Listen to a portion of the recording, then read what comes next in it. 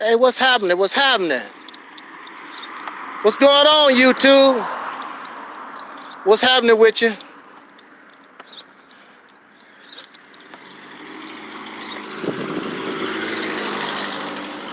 All right.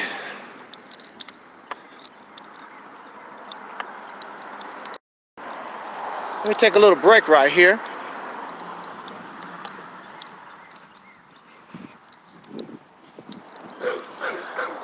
Oh, stupid dog.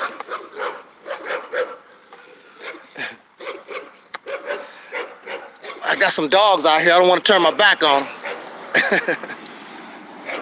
I don't trust dogs.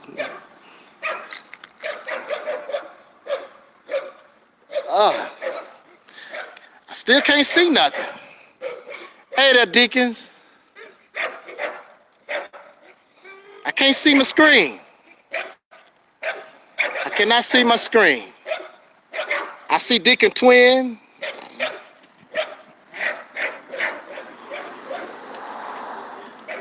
Let me go on up the street. I don't trust dogs. I'm going up the street some here. They pit bulls too. I don't trust them. Because if they break these chains, I'm going to have some problems on my hand. Okay, let me go down the street a little bit more. I don't want to antagonize the canines. I'm going to have to get into something I don't want to feel like getting into today.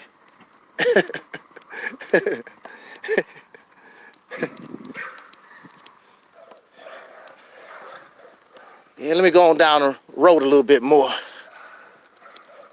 I can't see my phone screen. Even when I took the shades off, I can't. The way the sun is out here, I can't hardly see my screen.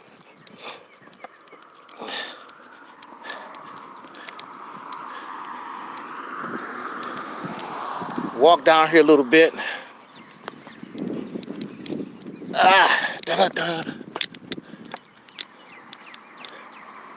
It's 80-some degrees here.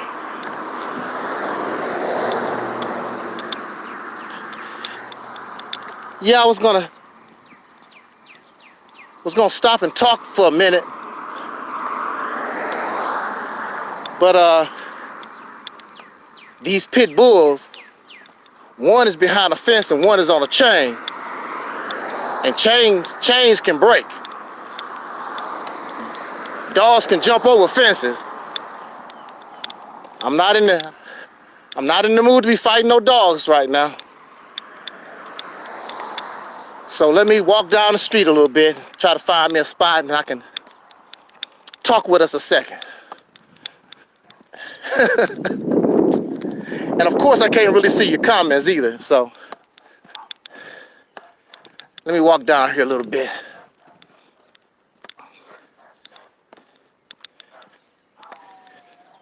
It's a nice day today. It's a little hot, but it's really nice.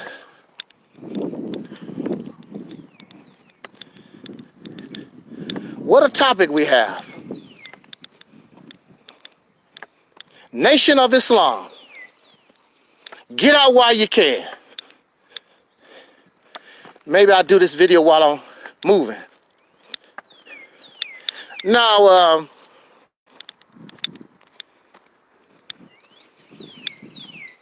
you don't have to take my advice. And normally, most people don't. They don't take advice.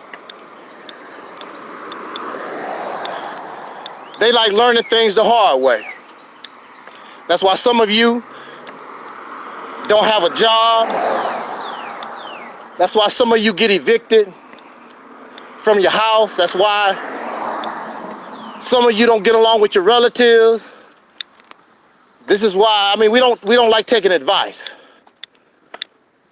I'm my own man. Nobody's smarter than me. Can't tell me nothing. That's why some of y'all are single mothers, got a whole house full of children, different baby daddies. You know, don't listen to nobody. You having fun, and now you're struggling. So, we don't like listening to advice. How you doing? And I'm guilty too. I'm guilty too. I don't take advice. That's why I end up in the crazy house for 10 years. Because I didn't take advice. I mean, we don't take advice. And when we don't take advice, sometimes, let me see if I can see my screen. Okay, I can see you a little bit. When we don't take advice, we have to pay the consequences of our decision making. Sometimes it costs us our life. Such is the case of Micah Bryant. May she rest in peace. It's a damn shame we can't rest in peace until we die. Don't you think that's a damn shame? We don't get any peace while we're alive. We have to die to get peace. That's a shame. But see, if you took my advice, and what we do here on this platform, we wish to change not only the condition of soul brothers and sisters, we wish to change the lifestyle of humanity.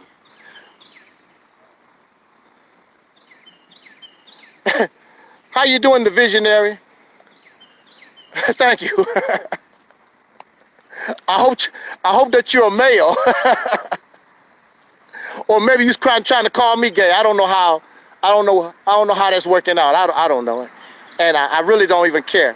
But well, yes, I care to a certain point, but people talk. You can say whatever you want. I'm glad for the views. Look. So, our decision making, it determines our condition. And if soul brothers and sisters, if we are in a bad condition, how you doing, C. Muhammad? If our condition we're in bad shape, then that is determined by our own decision making, because you say, and I say, that we are free. So if we're free, the condition that we find ourselves in is based upon free choices, right? And this is the choice that we made. I mean, I guess that's how it's supposed to go. You free. You're not a slave. You say that you're free. Now, we don't want to take advice. And so we don't want to take the advice of nobody. And we free. And this is the condition that we find ourselves in. So apparently, the decisions that we're making is not all that good. Otherwise, your condition should be better, right? Because clearly the decisions that we're making isn't all that great. I want to say this real quick.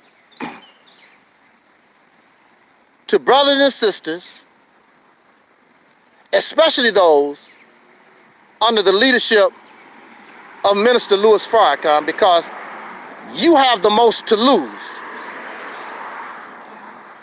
These other factions really don't have a lot going on or whatever, but I would still take this advice. Your leadership is corrupt. Your leadership is incompetent. That's not my fault. And really, it's not their fault. They're trying to put themselves in a position they do not qualify, but they put themselves in that position, but really don't qualify. And you follow them not because of their competence and their ability to produce, but you follow them based upon your belief in a religious system and sometimes personality. In the case of Minister Louis Farrakhan, you think that he's divine and smarter than you, and you are in love with his personality, which, based upon the recent video that I saw of the Honorable Minister Louis Farrakhan, your days with him is slowly coming to an end. I would advise you, and I don't care about all that stuff. Well, I don't care, but I want you to look over that Minister Farrakhan saved your life, and if it wasn't for Minister Farrakhan, this, and remember, when I talk to people, they say, if it wasn't for Minister Farrakhan, they do not say that the teachings of Elijah Muhammad saved my life. Get out of here. They do not say the teachings of Elijah Muhammad saved my life. They say Minister Farrakhan saved my life. That's your hero. That's your savior. And the only reason why you talk about Elijah Muhammad is because he give Elijah Muhammad credit. You would follow him with or without Elijah Muhammad. Farrakhan is riding the coattails of Elijah Muhammad. He really would have been smarter if he just went solo and did his own thing. Which he did, but he's hide behind Elijah Muhammad's coattail. So you say that Farrakhan saved my life. If it wasn't for Farrakhan, not Elijah Muhammad, you say if it wasn't for Farrakhan, save your life. That's a problem. Because, like all men, Farrakhan is getting ready to leave this world. I was watching his latest video. He's getting slower and slower and slower.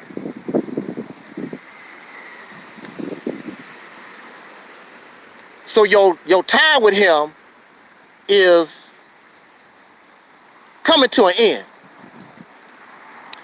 And since you depend on him for your knowledge, you depend on him for you to be able to even think, that means your time is coming to an end.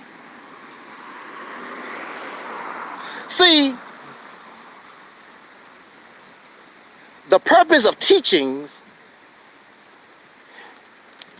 real teaching is supposed to give you the ability to think for yourself. You come here to this platform, and the only thing I want to do is inspire you, motivate you to be the best you can be. You don't owe me nothing. I'm not trying to convert you to a religion. I'm not trying to convert you to nothing. I want to inspire you, motivate you, so you can be the best that you can be for you. I'm saving your life so that you can live for you, not for me. Most of these leaders and teachers that we have on YouTube, they teach you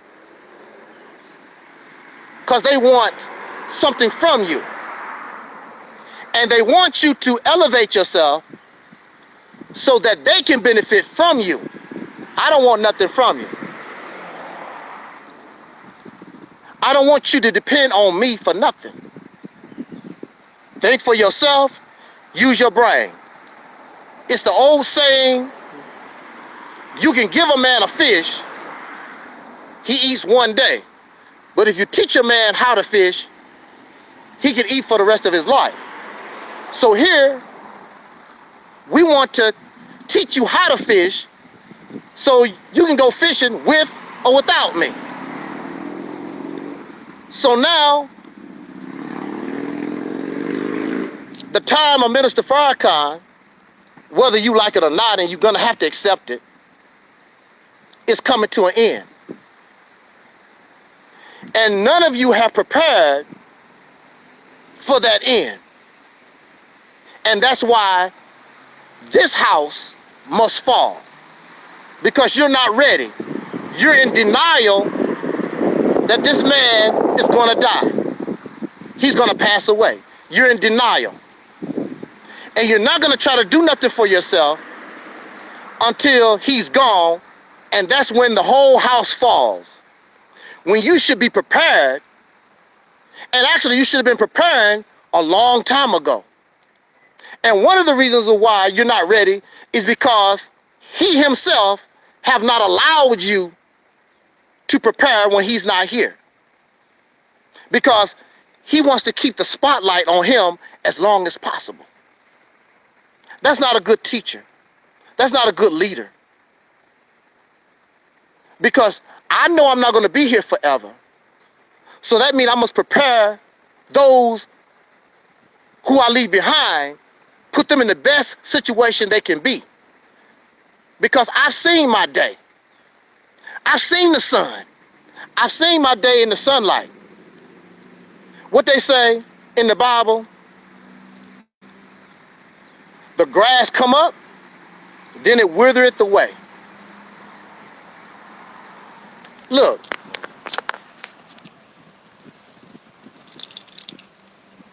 in the 1980s, my temple, we had all kinds of talent, brothers and sisters. We had electricians, we had carpenters, we had plumbers, we had carpet layers, we had all kinds of brothers and sisters. Me, myself, I don't have no talents. I don't have no skills. I'm not even gonna lie to you. I have no, I might be able to change the tire on your car or something. I don't have no skills. We had all that. I saw a brother on a video earlier today, and he was talking about where are the Nation of Islam construction companies? You know, where are our business where we can use our skills like that for ourselves? My temple had all kinds of brothers, and then those brothers could have took young brothers like me and teach me how to lay carpet, teach me about drywall, teach me about rehabbing houses. We could invest in houses and rehab them and sell them for a profit. I mean, there's all kinds of good stuff that we could do. But our leadership failed us. Minister Farrakhan has failed you. Because the Nation of Islam is filled with all kinds of talent, and without leadership, they're not able to move. But that's the purpose of leadership. Leadership is supposed to lead. Leadership is supposed to guide, not just talk about the revelations of the Bible and the Holy Quran and all that kind of good stuff. That's nice. But that don't feed you. That don't put money in your pocket. So Minister Farrakhan is going to pass, and all y'all going to be on the Titanic. Yes, the Titanic. It's crumbling now. It's already hit the iceberg. So all thing I'm telling you, get out while you can. If I was you, I would not keep investing in Farrakhan and the Nation of Islam, because it's done. It's going to fall apart. You need to take your little money and invest it in yourself. Put it in a savings account for yourself and your children. Because that's over. Get out while you can.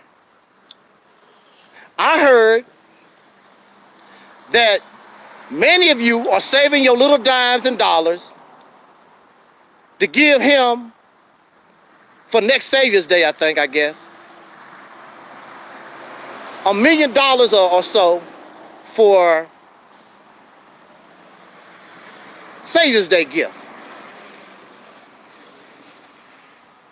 For what? You've given him 40 years. You've given him millions and millions of dollars. When Louis Farrakhan died, nobody is going to be following Ishmael Muhammad. You're not going to do that. You don't like him like that. You will say that out of your mouth, but you're not interested. Nuri Muhammad looks like Minister Farrakhan, but he don't have the personality. He doesn't have that oomph. You like Wesley Muhammad? You like Ava? There's nobody. And Minister Farrakhan done this himself. He put the Nation of Islam in a position where when he dies, all of it crumbles, and he don't care. Because it's all about him. It's a personality cult. I know you don't like me to say that. You don't want to hear it, but that's what it is. Get out while you can. Look at all those brothers and sisters. They was carpenters. Look, my temple in the 80s was a funeral home. That's what it was. Still had a casket down in the basement. Embalming fluid. It was a funeral home. And those brothers took their skills and turned it into a mosque. The average person wouldn't even know it was a funeral home. That's what it was. But that's where everything stopped. The leadership didn't go no further. The leadership that we had was incompetent. They had no creativity. They didn't know how to use the talent that Allah blessed them with. So all that skill, and here you are. I see Brother Ben X. I see Brother Wesley, Sister Ava. I see so many brothers and sisters in the Nation of Islam. Yeah, y'all doing good, but I see your potential. You're not able to live to your potential because you don't want to outshine and outdo Minister Farrakhan. You don't want to be insubordinate. So you can't rise and be who you really are. Because you think one man is the ultimate connection to the creation. And that's wrong. All of us, if there's God, all of us are connected to God. Ain't nobody special. The divine one. I don't want to be a part of a God that plays favoritism. Just like in your house. How would you feel your parents choose your brother or sister over you? They special than you. Parents supposed to treat all their children the same. So why is Elijah Muhammad better than me? Why is Farrakhan better than me? Why is Marcus Garvey better than me? Why is all these people better than me? Every time I talk to these people, you ain't no Marcus Garvey, you ain't no Elijah Muhammad. I don't want to be them. I'm me. You are you. We all have our gifts. To my knowledge, Minister Farrakhan could not rehab that funeral home. He don't have those kind of skills. He don't know how to lay down carpet, drywall, put in windows. He's not a chef. There was a brother in our mosque. He was a master chef. They didn't want to pay that brother. He been cooking all his life. In the military, the brother was thrown down. They didn't take advantage of this man, didn't want to pay him. It's so much that we could do. Your leadership is incompetent. They have no creativity. They don't want you to surpass them, because once you get to going and actually look like you surpassing them, they're not going to tolerate that. They always want you to look up to them no matter what you do. I don't care how good you fix cars. I don't care how good of a chef you are. Look up to the Minister Farrakhan. But he can't cook no good food for you. He can't fix your car. We need everybody with all the skills. All of us are divine. All of us have a place in struggle. There's no special person. Nobody is special. I love to see you brothers that can go to a house and the house is all torn up, give you a few months and the house look brand new. Y'all some bad mama jammas. I love to see you do that rather than listen to a corny ass speech, somebody on the rostrum with their scholarship and teaching. I'm not impressed by that. I'm impressed by that brother that can fix my car, that brother that can fix my house, that brother can grow food in his backyard. Your priorities is all messed up. I'm just telling you. You don't have to listen to me, and you usually don't, because you are obsessed and you're fanatical and you are emotional that you put somebody else's life over yours. I'm telling you the truth. When Minister Farrakhan died, all that's going to fall apart. And all your investment, all your time, all your dimes and dollars that you put is over. Stop doing it now. It's over.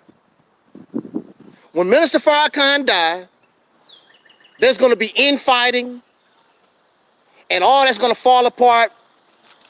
You're not going to stay together, no matter how you want to, because Farrakhan is the glue. Nobody else is the glue. Only Farrakhan. And once the glue is gone, his son, his daughter, his wife, Nuri Muhammad, Ben X, and whoever else, they're not going to be able to keep that together. I guarantee you that. This is the reality of it.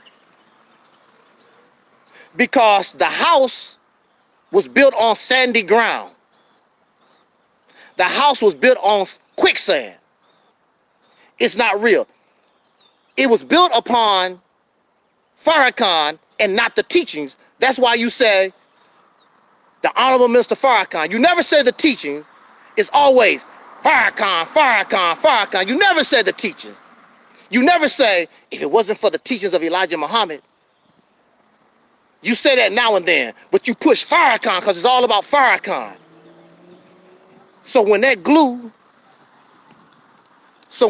is gone, all that falls down. Plus, on top of that, it wasn't good. It wasn't built strong to begin with. But you don't know that because you don't know the original teachings. The reason why this house is going to fall, the same reason why Elijah Muhammad's house fell. Because obsession with the personality. So when Elijah Muhammad fell, all that went down with him. It's going to be no difference. Brother. The nation fell. It'll never fall again.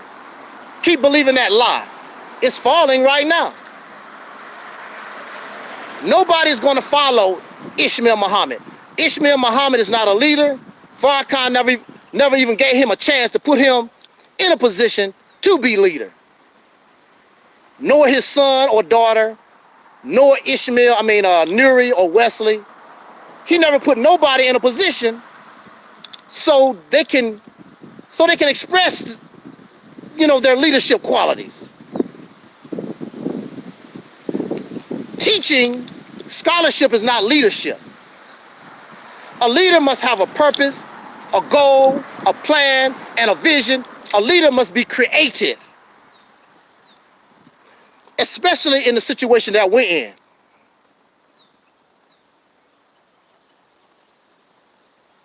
Farrakhan is not a leader. He's an entertainer. He's a personality person. That's why he wants to hang around Mary J. Blige and DMX, may he rest in peace. He wants to hang around the entertainers, the rappers, the movie stars, the Professor and Gilligan here on Farrakhan's Island. Oh, well,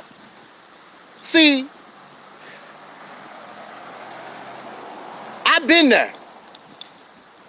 I was 18, 19 years old. And I knew it was time for me to stop investing in that. I did a little something, because I didn't know what else to do. But I knew not to put all my eggs, I'm going to say this, we're going to get out of here.